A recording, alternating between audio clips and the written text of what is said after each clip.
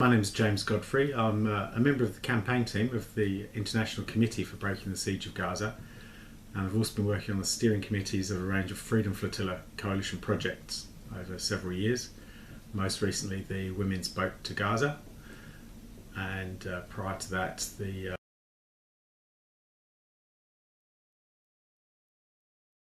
Women's Boat to Gaza, which sailed from Spain and travelled through France and through Italy and headed towards Palestine, involved thousands of people, directly and indirectly, and touched millions of people with the photos and videos which were shared on the internet, and was an extremely successful mission. Although we were unable to reach the shores of Gaza, we were attacked in international waters once again by the Israeli occupation forces.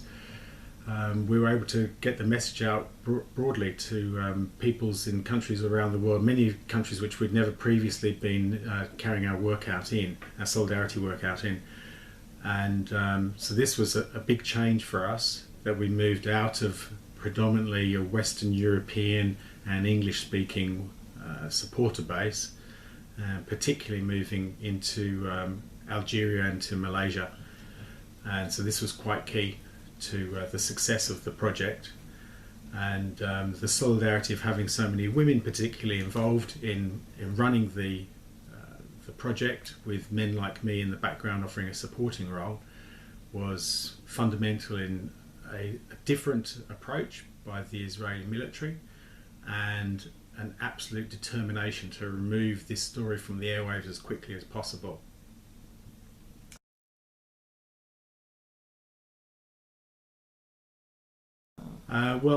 The boats have either been destroyed, blown up. So one was blown up in the port of Gaza. This was Gaza's Ark, which when we were trying to sail a boat out of Gaza, that was hit directly by an Israeli missile.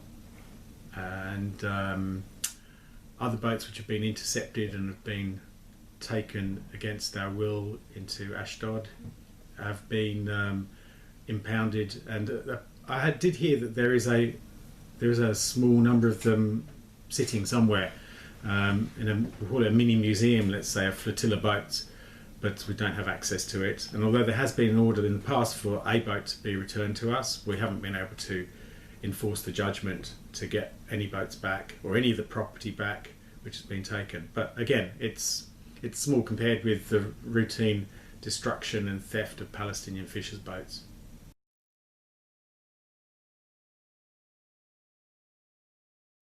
So I hope that in spite of the constant attacks there are, or attempts to label the movement for peace, for justice, for the inalienable rights of the Palestinian people as being somewhat anti-Semitic, that in the spite of all this, we're able to stand up to this and say, no, this is about justice, and this is about fairness, and we as individuals can take individual responsibility like people did historically against apartheid South Africa. It's another example of apartheid and an opportunity for us to do something.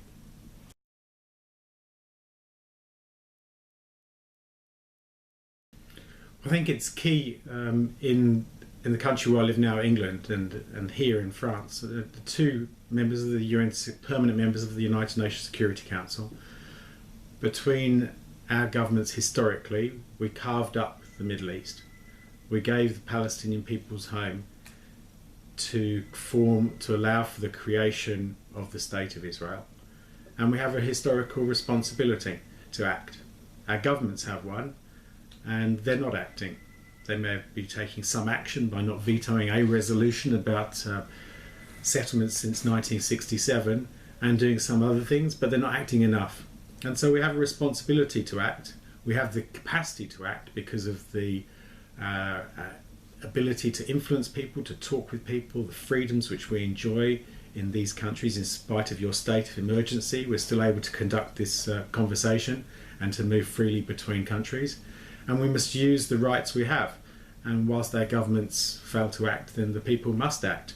The pressure which we're able to apply onto governments, I think people often underestimate their capacities, and we're constantly reminded how little power we actually have. And sometimes people despair about the power of the media, the power of the political system, the power of the elites. We have enormous powers in our one-to-one communications with our friends, family, random strangers we bump into, whether it be a t-shirt we wear, a badge we wear, a word we say, a flag we fly, a letter we write, anything. All these things added together, all by themselves, can make an enormous difference. And so I think that people should take whatever action they're able to do in order to support the Palestinian people and to correct the historic injustices that the French people and the English people have a responsibility to correct.